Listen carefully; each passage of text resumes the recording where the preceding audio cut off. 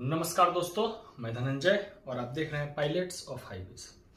दोस्तों, आज का चर्चा जो है वो थोड़ा सा अलग है, थोड़ा सा डिफरेंस है। हाँ, अलग इसलिए है क्योंकि मेरे बहुत सारे ऐसे पायलट्स भाई हैं, ड्राइवर भाई हैं जो परेशान हैं।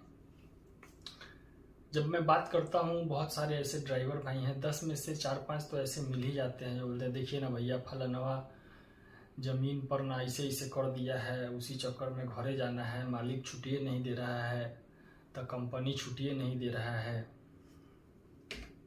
कि ई सब का कोनो उपाय नहीं है। बड़ी भारी मन से वो लोग बोलते हैं।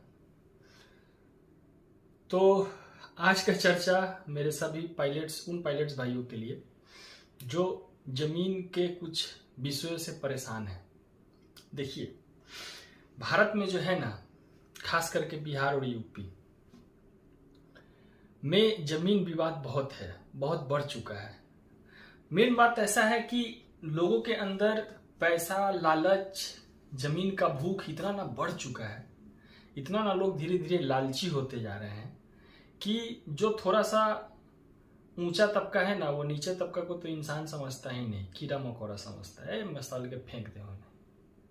फिल्मों में भी आप बहुत सारे देखते होंगे या देखे भी होंगे कि छोटे लोगों को कोई कुछ समझता ही नहीं।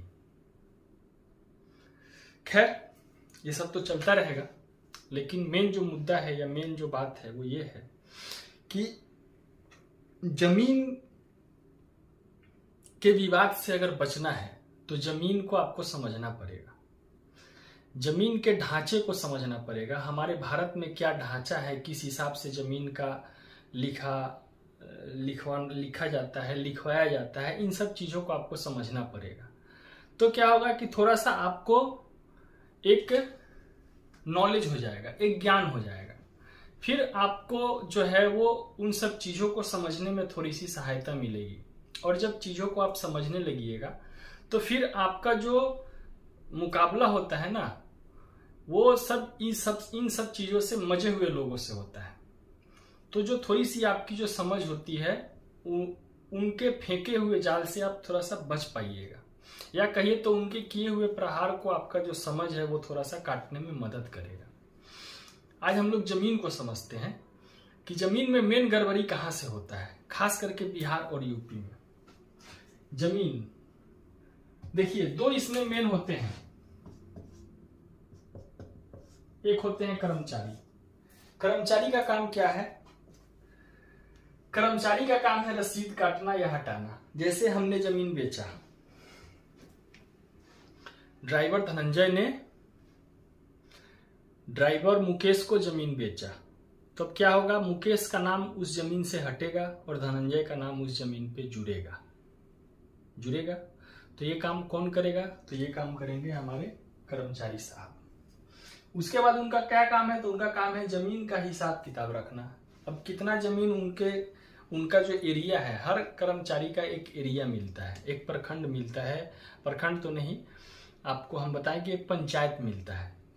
अब उसमें कितना जमीन है, हो सकता है कि एक कर्मचारी को 2-3 पंचायत मिलता हो, ऐसा भी हो सकता है। वो जगह के हिसाब से रहता है, एरिया कितना बड़ा है कितना छोटा है, उस हिसाब से उनको मिलता है काम।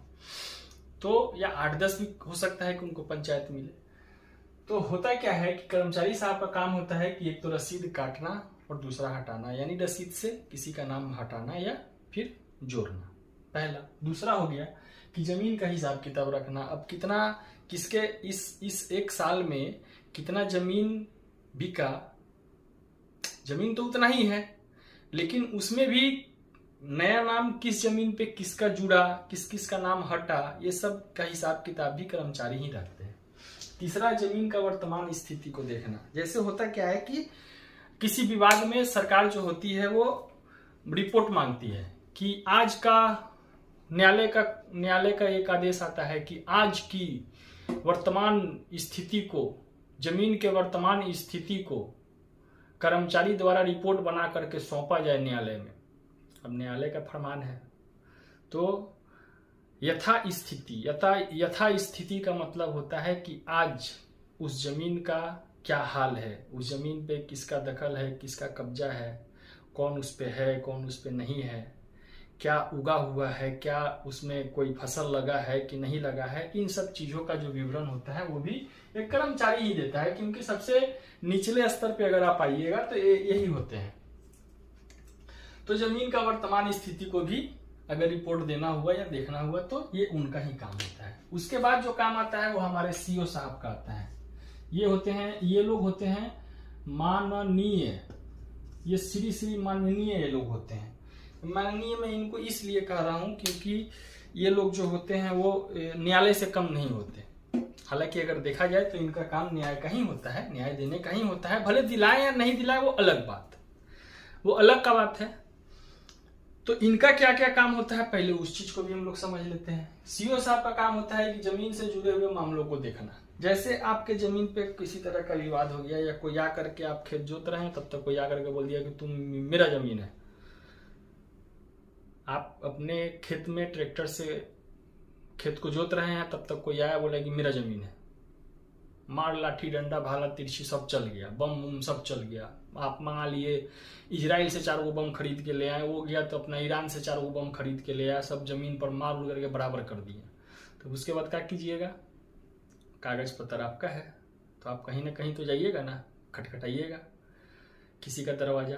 तो सीओ साहब का ही दरवाजा आप जाकर के खटखटाइएगा। और ये कहाँ मिलते हैं? आपको ब्लॉक में मिलते हैं।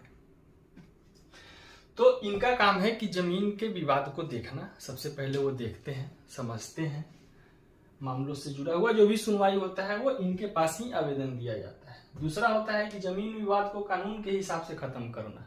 ये नहीं कि जो मर्जी में आया वो कर देना, ऐसा नहीं कर सकते वो। हालांकि उन लोगों के ऊपर भी कार्रवाई होती है। तो जो न्याय संगत कोर्ट का भाषा, कोर्ट की बात अगर आज हम लोग कर रहे हैं तो न्याय से जुड़ा हुआ ही शब्दों का प्रयोग करेंगे तो अच्छा रहेगा। तो मेरे कहने का मतलब है कि जमीन विवाद को न्याय संगत के हिसाब से खत्म करना। तीसरा होता है पुलिस के सहयोग से दोषी को दंडित करना या रिपोर्ट को DCLR, DM या कोर्ट तक। होता क्या है कि कोई जमीन का मामला जो होता है वो उनसे नहीं संभलता। मान लीजिए एगो है विधायक हैं आ एगो पूर्व विधायक है, चाहे सांसद हैं, और दोनों में हो गया, तब सीओ साहब के कितना बड़का पद बा, छोड़ के भागा ही लानू पड़ी। तो यहाँ के लोग हाथ जोड़ लेवेंगे कि प्रभु देवता हम DCLR के यहाँ भेज दे रहे हैं। अधिकारी ये DCLR जो होते हैं ये अनुमंडल लेवल पे बैठते हैं।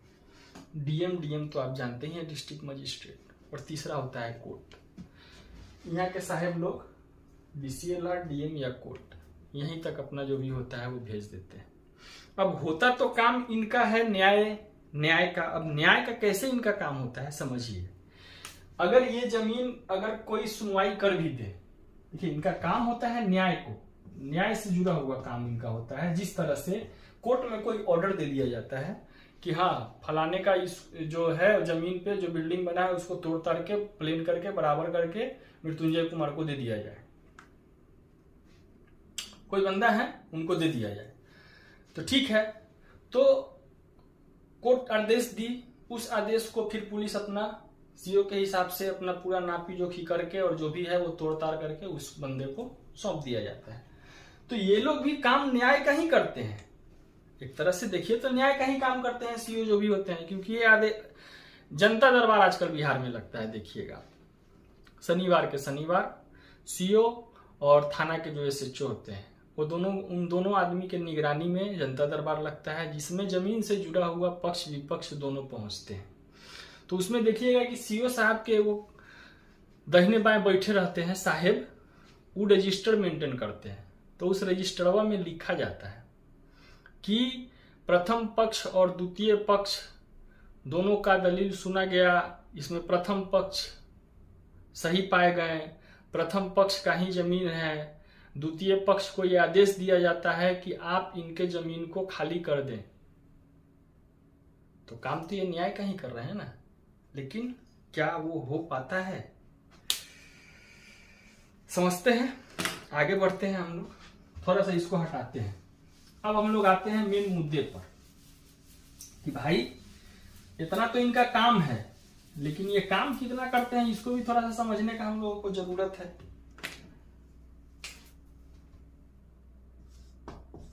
सबसे पहला करप्शन, भ्रष्टाचार, करप्शन भ्रष्टाचार। दूसरा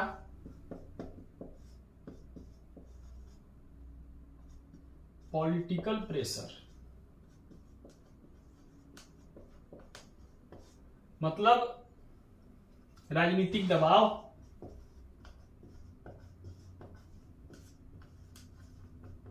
अरे भाई इनको भी बहुत सारा चीज का जो है वो सामना करना पड़ता है ना जी, आप लोग समझते नहीं हैं। तीसरा होता है और कुछ काम नहीं करता है तो काम करता है दलाल का दबाव।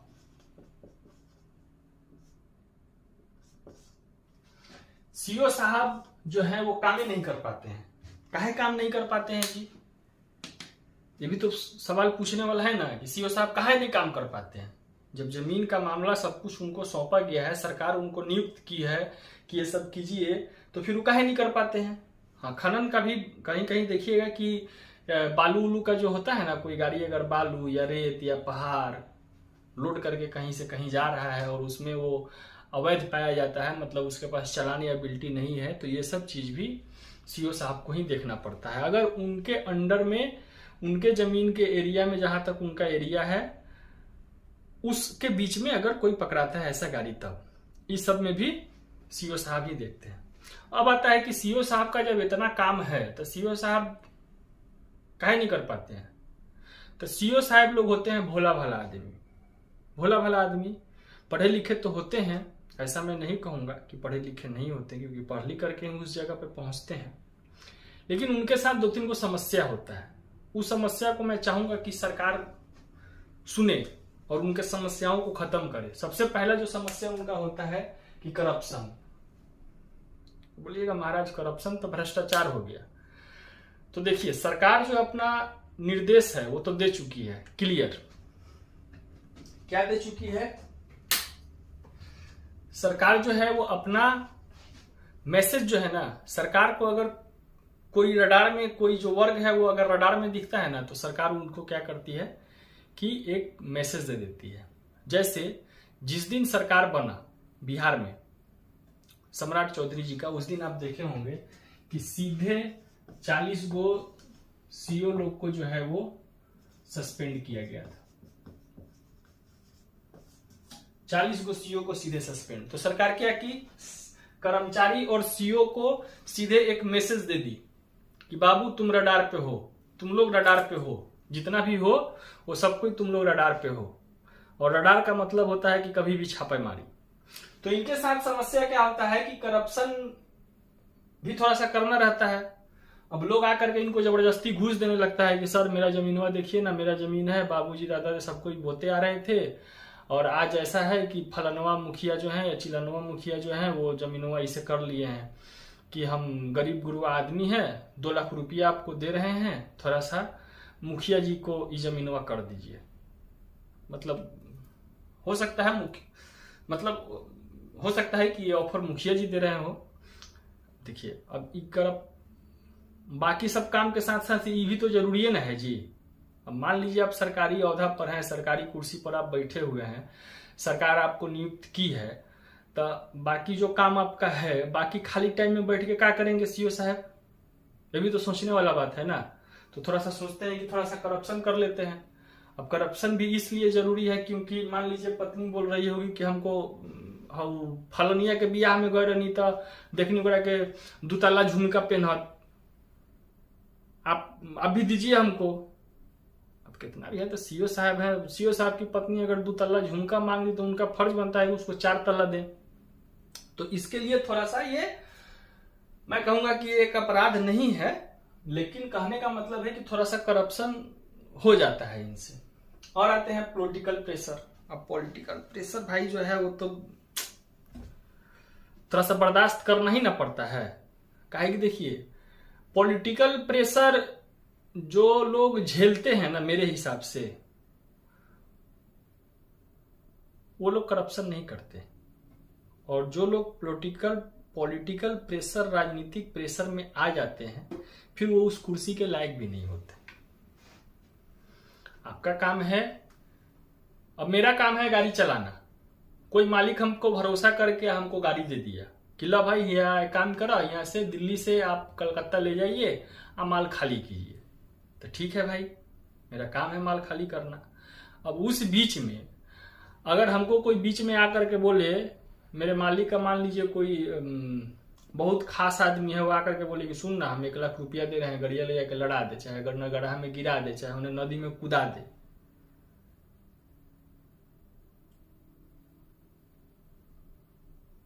तो हम देख रहे हैं कि हम उस गाड़ी से हर महीना 50,000 कमाएंगे, और कोई आकर के 1 लाख दे रहा है, तो इस 50,000 को हर महीना का टुकड़ा दें।